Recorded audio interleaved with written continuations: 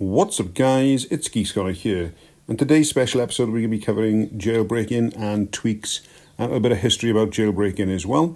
The reasons about this is we've seen plenty of users say that they don't like the idea of jailbreaking, and if you jailbreak you should be on Android, so we just wanted to cover this in this special episode, so we hope you enjoy.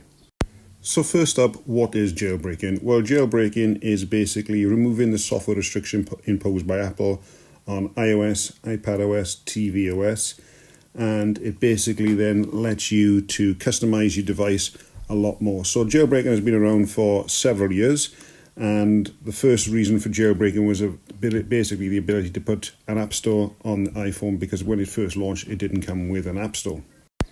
So one of the main reasons, like I say, originally to jailbreak was to add an app store onto the iPhone. And then obviously later then Apple went ahead and released their own app store. So another big reason then was for carrier unlocking, because when the iPhones were first launched, they were just out for AT&T and they weren't available for anywhere else. So users then looked at jailbreaking as a way to unlock it so they could use it with other carriers as well. And that went on for numerous years until that was actually finally closed down. Another reason users were jailbreaking as well is to basically get around Apple Store's restrictions on apps. So in one case, Apple mistakenly banned an app by a Pulitzer-winning cartoonist because it violated its developer license agreement, which specifically bans apps that contain content that ridicules public figures. And so jailbreakers then look at using the jailbreak ways to get apps onto their devices that wouldn't necessarily be allowed in the App Store. Another one of these ways I saw was basically you find your AirPods device before that actually became a thing. They were using an app to be able to locate AirPods using a high-pitched tone, and then shortly afterwards Apple actually introduced that feature with their iPhone as well. Now, there are concerns when it comes to jailbreaking, as in will Apple cover it with your warranty? Now, if you do take a device in for repair or for Apple to have a look at, and it does have a jailbreak, then 99% of the time they're probably going to refuse, because obviously you've done something that Apple didn't want you to do. It's not illegal. There is actually an act out there that says that basically users can jailbreak the device. However, Apple do not have to honour the warranty. Now, personally, when I used to jailbreak all the time, if I ever needed to go into the Apple Store to have any work done on my phone, I actually removed the jailbreak first, and then I took it in, and they were able to do any repairs that I wanted on there. Other times I've gone into the Apple Store with a jailbroken device and talked to some Apple employees, and some of them will happily discuss jailbreak, because at the end of the day, they may be working in the Apple Store, but outside they still may have an interest in jailbreaking as well. So it's not what it used to be like previously, where nobody would talk about it. Now, other risks obviously is looking at malware. Obviously, if you go to less reputable sites to get the jailbreak, then you do risk having malware on your device. The same also that if you do go ahead and go again to nefarious repos to install jailbreak tweaks and things like that, then you do risk getting malware. However, there are quite a few repos out there now that hosts a lot of tweaks and things like that, and they do check to make sure that everything's okay before they host it, so that as long as you stick to those main ones, then you should be okay without any malware. And in fact, the jailbreaking community has also been quite quick at getting patches out for vulnerabilities before Apple has. So there's been a few where if you send out a text message, it crashes the device continuously, and the jailbreaking team was actually able to get a patch out there before Apple was as well. So there are some perks to definitely jailbreaking.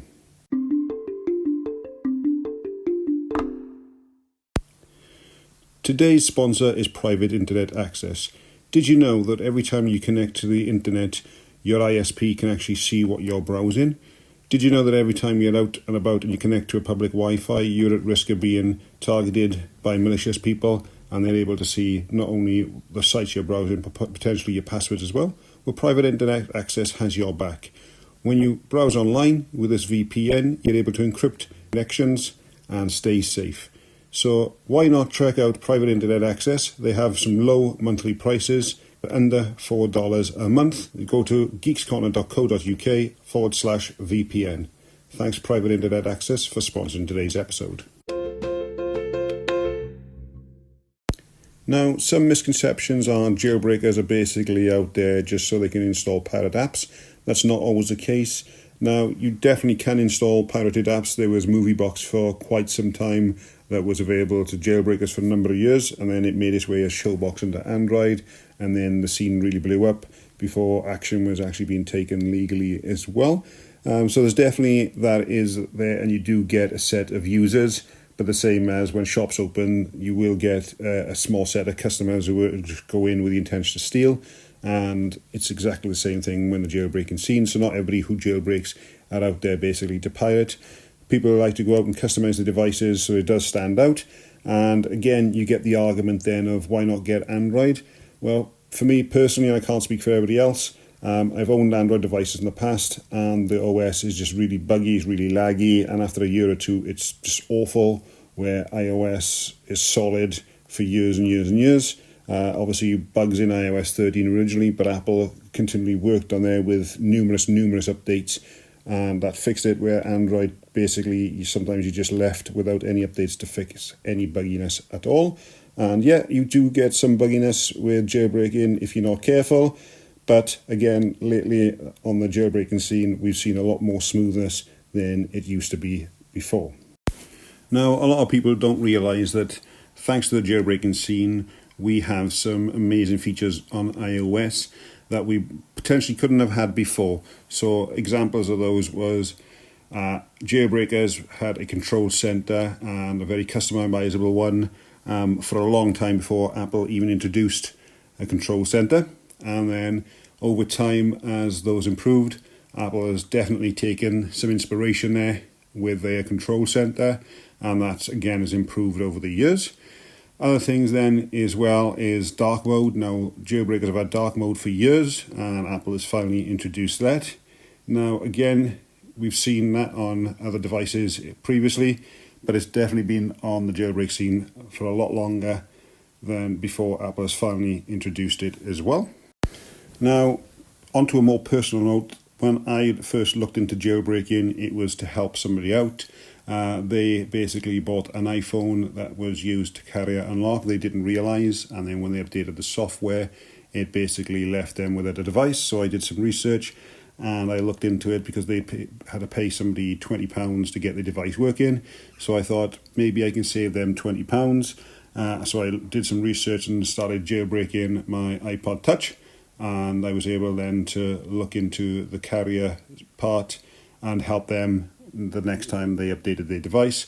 They weren't particularly tech savvy, so I was able to help them with that, and that was the reason I got into jailbreaking. And then I started moving on to jailbreaking my iPhone as well. And then I was with the Carrier 3 network for a long time, where I had unlimited data, and we were stuck where we could only download apps on Wi-Fi. And when you've got unlimited data, it's really frustrating. So I went with a tweak called 3G Unrestrictor. And from there, I could actually download apps using my mobile data. And that was a massive perk for me to jailbreak. And then other reasons then is I wanted just to customize my app icons. For a while, I was into circle icons. Another one then is you could actually put basically more apps on your screen. So you could shrink them down so you could fit more on. And also as well, and for example, you could have icons hidden behind each other. So I could have my messages, my WhatsApp, my Messenger apps all together. And as long as you knew where to press, you could then bring them all up. But they all fitted nicely and neatly behind each other. And it just looked really nice for me personally. And I could fit a lot more on there, so I wouldn't have to keep flipping through the screen. So those are the things that really kept me into jailbreaking. And then I stopped jailbreaking basically when I got my first Apple Watch Series 2. At the time, you had to have the latest iOS version, which wasn't jailbreakable, and I really wanted an Apple Watch. And so I went from there. And then over time, I've basically stuck with stock iOS. However, every so often when a new jailbreak comes out, I will get a test device and jailbreak that so I can have a look at the tweaks, keep up with the scene, and obviously cover that on the website as well. And I've got to be fair, the iOS jailbreak scene seemed to die down a little bit. There was definitely some hardcore fans out there who stuck with it for the years, but the scene definitely deteriorated for a while, where people would just leave in. We've seen some really good developers leave. But with iOS 13.5 jailbreak, I've really enjoyed this one on my test device, and I've even thought about going back on my main device. The only thing that stops me is I do use banking apps quite a lot on my mobile device, and with a jailbreak you can't use those for security reasons. They do block that. So yeah, if you're definitely interested in jailbreaking and you're on iOS 13.5, definitely have a look at it and look into it and see if that's something you're into. If not, then by all means stay away. If you do want to jailbreak but you haven't got iOS 13.5, you're on 13.5.1, there is a chance, if you can get on iOS 13.5.5 beta 1, that is jailbreakable, but 13.6 beta 2, that's not jailbreakable, unfortunately. So definitely, if you're interested and you want some more questions, reach out to us and we'll try and help you as much as we can.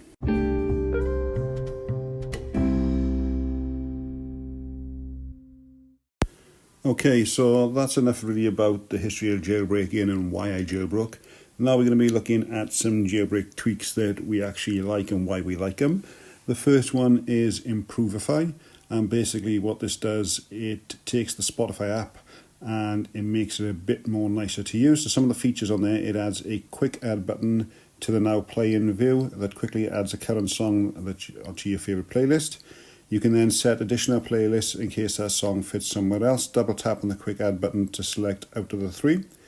And it also adds a quick delete gesture in the playlist, so you don't have to navigate to the clunky menu that Spotify has. And you can also add the number of times you listen to a song right in front of the artist's name as well. So if you're curious of how much you listen to a song, you've got that on there as well. And also you can double tap the title of the playlist while viewing it to get its unique URI, which is needed for the quick add function. Now there are some other functions on there as well, but it's tweaks like that. It just basically gives you a bit more personal on your device. It doesn't mess with anything else. It just gives you more features, something that hopefully Spotify would look to add in the future, but given how slow they are at adding a native watch app, we could be in for a long wait. So tweaks like this I really like.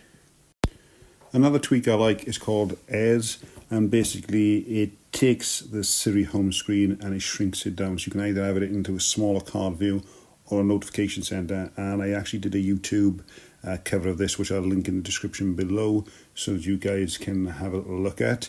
And basically it stops Siri being in a massive screen taking over everything when it just really doesn't need to. And you can either choose to have it coming down as a notification at the top when you're using it, or as the card at the bottom, and I just think it looks really nice. And that one is a paid application. It's $1.99, but it's less than a cup of coffee. And if you're into customizing devices, then definitely check that one out. Another tweak I like as well is Wonderbar, and basically this lets you customize your status bar. You can customize the text color, and you can replace some of the times with different things as well. And I'll actually put a link in there because there are quite a few options that you do have available, and one of those is including putting the percentage in the battery icon as well. So I'm going to put a link into there for you guys to check that out, and that is a free tweak.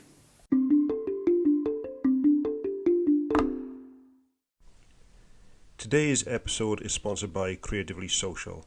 Creatively Social helps you in building your social media platforms for your business to thrive with fresh content, marketing and engagement, taking the pressure off you. You can save yourself hours in your day for a better work-life balance. Get in touch at creatively-social-va.com. And thanks to Creatively Social for sponsoring today's episode.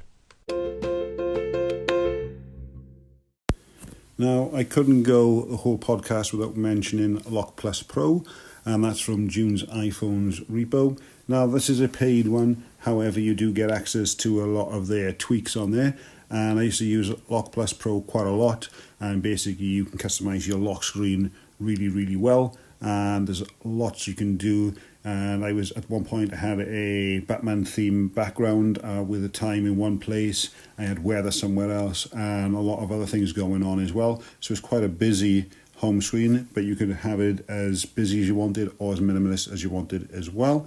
But that is definitely something I recommend. If you're looking into customizing your device, then Lock Plus Pro is definitely one of the big ones out there. Now, if you're into widgets and after speaking to several people who are looking forward to iOS 14, there's quite a few people who are fans of widgets. You can actually install Zen HTML, and that allows you to add widgets to your home screen and lock screen. And for a while, I did have several widgets on my home screen. Thanks to this tweak, I was able to add them on, and again, that really does make your device stand out from everyone else as well. One of our favourite themers goes by the name of Rev Jim, and I'm going to put a link to their repo as well in the description. And that one basically has some really subtle themes which I think you guys will like. And I'm also going to put their Twitter handle in there as well, because they also do a lot of giveaways. They team up with other people as well, and that's Jimmer6636. But again, I'll put their Twitter link in the description as well. Now, if you're really into theming your device, then you're going to need something like Snowboard, which helps you then to use themes and icon tweaks on your device. So definitely look at Snowboard. And then one I really do recommend is United We Stand by DTA Themes, and that gives you more of a superhero icons and things like that you can actually have on your device as well. Okay, and finally today's recommendation is Links. It's $1.50, but basically allows you to customize the whole system-wide springboards. You can hide your dock background, hide table view separators, hide folder titles. You can even hide the edit home screen option on your 3D Touch. You can hide the delete app or share app on the 3D Touch. You can show your battery percentage on the settings battery as well. There's a lot you can actually do with this, and what I've listed so far is quite minimal compared to what you actually get, and for $1.50 it is fantastic. So make sure you guys check that out if you're into jailbreaking and customizing at all. So that's it for today's episode, guys. We hope you found that useful. Make sure you subscribe to us on any podcast platform of your choice. Thanks for listening, and I'll catch you on the next one.